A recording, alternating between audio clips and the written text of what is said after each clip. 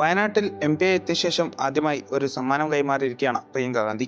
മുണ്ടക്കൈ ഉരുൾപൊട്ടലിൽ വല്യമ്മ കുടുംബത്തെ ഒന്നാകെ നഷ്ടപ്പെട്ട ഹാനിക്കാണ് പ്രിയങ്ക ഗാന്ധിയുടെ സമ്മാനമെത്തിയത്. സൈക്കിളായിരുന്നു അത്.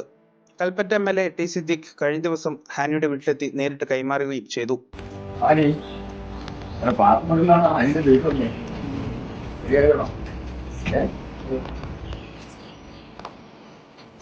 സ്കൂൾ പോയിരുന്നത് ഞാൻ പാർലമെന്റിലെ പ്രിയങ്ക കന്നി പ്രസിഡന്റ് ഹാനി വന്നു.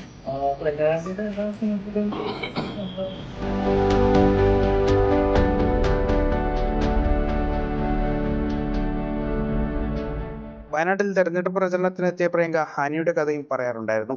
മുണ്ടക്കൈ ഉരുൾപൊട്ടലിൽ കുടുംബത്തെ നഷ്ടപ്പെട്ട മുഹമ്മദ് ഹാനി, അവരുമായി ഞാൻ ഫോണിൽ സംസാരിച്ചു.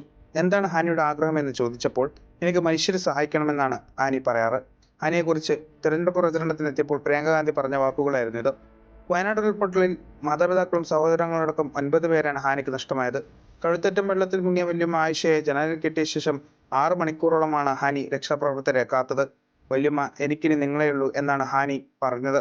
ഹാനിയുടെ അവസ്ഥയറിഞ്ഞ പ്രിയങ്ക ഗാന്ധിയുടെ നിർദ്ദേശപ്രകാരമാണ് സൈക്കിൾ വാങ്ങി നൽകിയത്.